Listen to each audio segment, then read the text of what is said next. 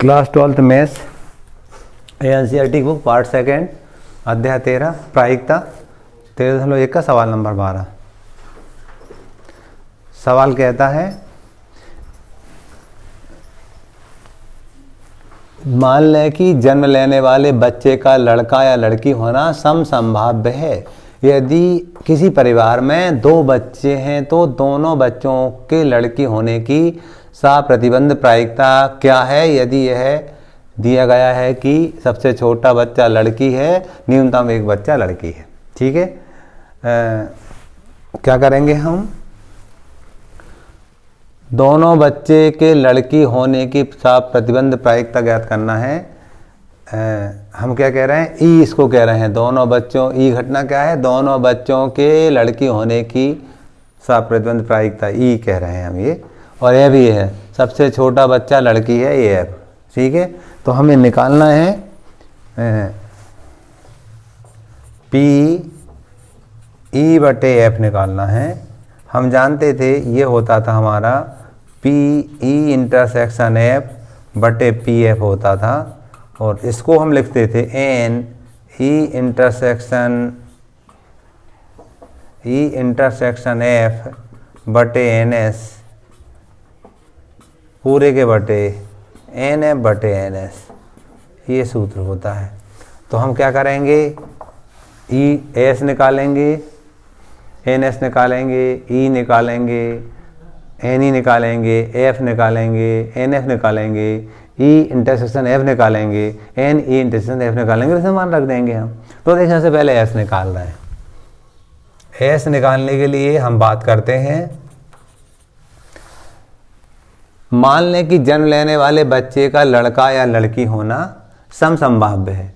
हम लड़के होने को बी मान रहे हैं और लड़की होने को जी मान रहे हैं। ठीक है, तो हम ऐसा मान ले रहे हैं कि वाय हो फिर गर्ल हो फिर बाय हो सकता दोनों बाय हो या दोनों गर्ल हो। ये प्रतिदर्श बिंदु हम देख रहे हैं, हमें 4 मिल रहे हैं। तो एन एस का जो मान होगा वो हमारा 4 होगा। ई की बात करते हैं, ई क्या कहता है? दोनों बच्चों के लड़की होने, दोनों बच्चों को लड़की होना है, यानी दोनों लड़की हो।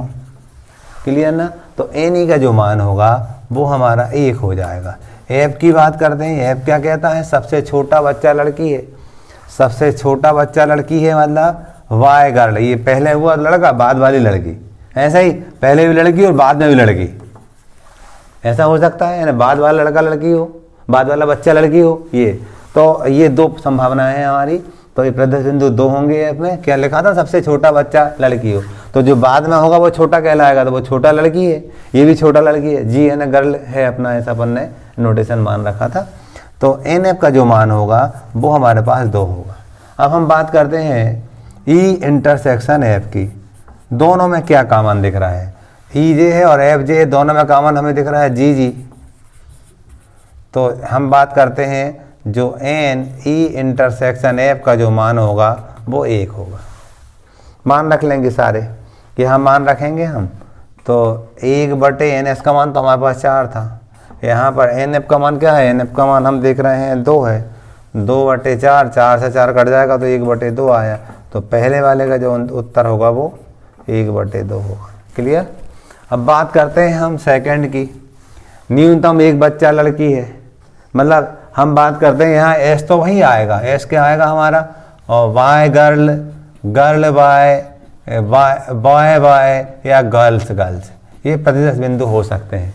ठीक है, कि पहले लड़का हो फिर लड़की हो, फिर पहले लड़की हो फिर लड़का हो, दोनों लड़के हो, दोनों लड़की हो, ऐसी संभावनाएं हो सकती है। तो अब हम बात करते हैं एन एस की। तो एन एस हमारे पास 4 आ जाएगा। ई की बात करते हैं, ई तो लिखा था कि दोनों लड़की होने की, तो ई क्या है? जी करके लड़की। तो जो एन ई का जो मान होगा वो हमारे पास 1 होगा। एफ की बात करते हैं, एफ क्या कहता है? न्यूनतम एक बच्चा लड़की है। न्यूनतम एक बच्चा लड़की है मतलब 2 भी लड़की हो सकती है, लेकिन लड़के नहीं हो सकते हैं। तो हम क्या कहेंगे? बाय गर्ल हो सकता है, गर्ल बाय हो सकता है, गर्ल्स हो सकती है। कम से कम एक बच्चा, न्यूनतम एक बच्चा लड़की हो, मतलब इनमें जो पेयर ले रहे हैं सब में एक बार लड़की आना जरूरी है, 2 भी हो सकती है। ठीक है, तो जो एन एफ का मान होगा वो हमारे पास 3 होगा। हम जानते हैं ई इंटरसेक्शन एफ की बात करते हैं, दोनों में कुछ कॉमन दिख रहा है क्या? इसमें देखा हमने तो जी, एक कॉमन दिख रहा है जी। तो हमारा जो एन ई इंटरसेक्शन एफ का मान होगा वो 1 होगा। हम जानते हैं पी ई बटे एफ बराबर पी ई इंटरसेक्शन एफ बटे पी एफ। इसका भी सूत्र होता था एन ई इंटरसेक्शन एफ बटे एन एस बराबर एन एफ बटे एन एस। हम जानते हैं इसका मान 1 था, 1/4। यहाँ एन एफ का मान कितना? 3, 3/4, 4 से 4 कट गए तो 1/3 आया। इस टाइप से हमारा ये 1/3 इसका आंसर होगा। क्वेश्चन नंबर 12 हमने कंप्लीट किया। क्वेश्चन नंबर 13, एक प्रशिक्षक के पास 300 सत्य आबलिक असत्य प्रकार के आसान प्रश्न 200 सत्य आबलिक असत्य प्रकार के कठिन प्रश्न, 500 बहुविकल्पी प्रकार के आसान प्रश्न और 400 बहुविकल्पी प्रकार के कठिन प्रश्नों का संग्रह है। यानी यहाँ से हमें NS निकलते दिख रहा है। हल लिखेंगे हम, NS का जो मान होगा 300 धन 200 धन 500 धन 400, तो हम जोड़ेंगे तो ये 9 2 11 3 14 1400 हो जाएगा। NS का मान ये होगा टोटल। अब बात करते हैं, देखिए आगे, यदि प्रश्नों के संग्रह से एक प्रश्न अच्छा चुना जाता है, आसान प्रश्न की बहुविकल्पी होने की प्रायिकता क्या होगी? आसान प्रश्न वाले, ई क्या है? आसान प्रश्न। एन की बात करते हैं तो आसान प्रश्न देखते हैं हम, 300 आसान है और ये वो वाले कठिन थे, ये 500 बहुविकल्पी आसान है, तो 800 हो गया। क्लियर? अब देखना बहुविकल्पी है, NF की बात करते हैं। बहुविकल्पी कहाँ है हमारे? ये देखो 500 बहुविकल्पी लिखा है, 500 बहुविकल्पी है और 400 बहुविकल्पी है, तो 900 होगा। क्या होगा? 900। हम जानते थे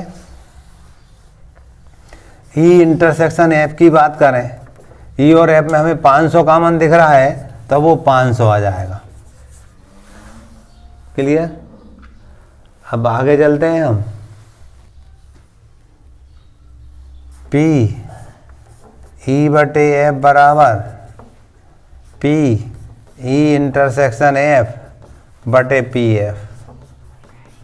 इसको लिखेंगे एन ई इंटरसेक्शन एफ बटे एन एस।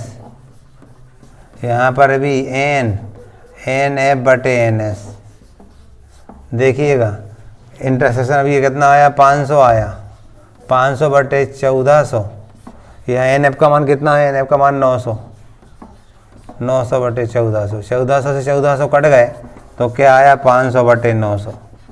0 से 0 कट गई तो 5 बटे 9 आया। तो इसका जो आंसर होगा वो 5 बटे 9 होगा। क्वेश्चन नंबर 14, यह दिया गया है कि 2 पासों को फेंकने पर प्राप्त संख्या भिन्न भिन्न है। ठीक है, यानी 1 1 2 2 3 3 4 4 5 5 6 6 ये नहीं आएंगे। दोनों संख्याओं का योग 4 होने की प्रायिकता ज्ञात कीजिए। मतलब वो 1 3 2 2 3 1 4 होने की प्रोबेबिलिटी, यानी ये एफ की बात है, अपना हमारी ई की बात है। हम बात करते हैं सबसे पहले NS की। NS क्या होगा हमारा? 2 पासे हैं ना, तो NS का जो मान होगा वो 6 × 6 36 हो जाएगा। ई की बात करते हैं, ई क्या है? दोनों संख्याओं का योग 4 होने की प्रायिकता, 1 3 2 2 3 1। तो जो एन ही रहेगा वो हमारा 3 हो जाएगा। एफ क्या होगा? दोनों 2 फेंकने पर भिन्न भिन्न संख्या प्राप्त होना चाहिए। तो हम कहेंगे, ऐसा भी समझ सकते हैं कि वो 1 1 2 2 3 3 4 4 5 5 6 6 36 में से कम कर लो 30 हो जाएगी। और प्रदर्श बिंदु भी हम यहाँ लिख सकते हैं। तो देखो 1 2 1 3 1 4 1 5 1 6 भिन्न भिन्न अवयव मिल रहे हैं। 2 1 2 2 नहीं लिखेंगे, 2 3 2 4 2 5 2 6 3 1 3 2 3 3 नहीं लिखेंगे, 3 4 3 5 3 6 4 1 4 2 4 3 4 4 नहीं लिखेंगे, 4 5 4 6 5 1 5 2 5 3 5 4 5 5 5 6 नहीं 6 ये क्या है, 5 1 5 2 5 3 5 4 5 5 नहीं लिखेंगे, 5 6 लिखेंगे, क्योंकि सेम संख्या नहीं लिखना, आपने डिफरेंट लिखना है।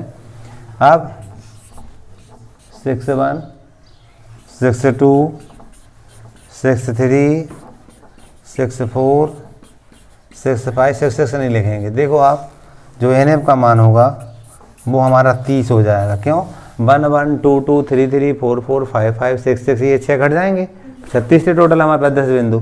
तो अब इसी प्रकार से E इंटरसेक्शन F लिखेंगे। E इंटरसेक्शन F लिखेंगे तो कौन कौन सी बात कॉमन दिख रही है? 1 3 देखो, 1 3 है 2 2 नहीं मिलेगा, 3 1 है, ये 3 1 है, तो हम लिखेंगे 1 3 और 3 1।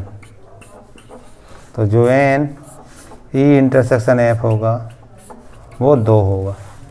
हम जानते थे सूत्र P E बटे F बराबर P E इंटरसेक्शन F बटे पी एफ। हम ये भी जानते थे ये N E इंटरसेक्शन F बटे NS बराबर NF बटे NS। मान रख देंगे, इसका मान हमारे पास इंटरसेक्शन का मान था 2, NS का मान 36, NF का मान था हमारे पास कितना? NF का मान 30 था बटे 36। 36 36 कट जाएंगे, 2 बटे 30 आएगा, काटेंगे तो 1 बटे 15 आएगा। ये हमारा सवाल नंबर 14 का हल होगा। ऑब्जेक्टिव है 16 17।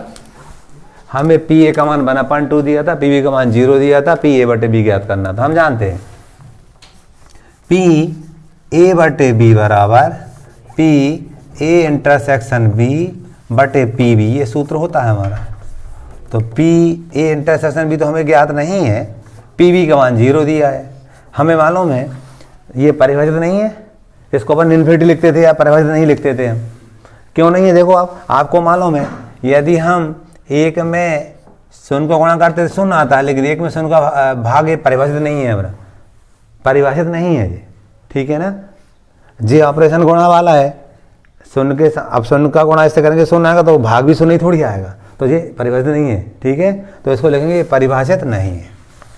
क्लियर? अगला देखो हमें क्या दे रखा था, ए और बी तो घटना इस प्रकार है कि पी ए बटे बी बराबर पी बी बटे ये दिया था। इसका सूत्र लिखेंगे, इसका सूत्र क्या हो जाएगा? पी ए इंटरसेक्शन बी बटे पी बी। इसका भी पी ए इंटरसेक्शन बी कह दो या बी इंटरसेक्शन ए कह दो, एक ही बात है, दोनों में कॉमन वही लिखते हैं। तो देखिए अब इसमें ऊपर वाली बात कट गई और कटेगी तो इसको हम लिख सकते हैं पी ए बराबर पी बी। कौन सी बात? देखो ऊपर की बात कट जाएगी, त्रिक गुणा करेंगे तो पी ए बराबर पी बी आ जाएगा। तो ये कौन सी बात सही है? इसमें डी वाली बात सही है ना। इस प्रकार प्रश्न वाली 13.1 कंप्लीट हो जाती है।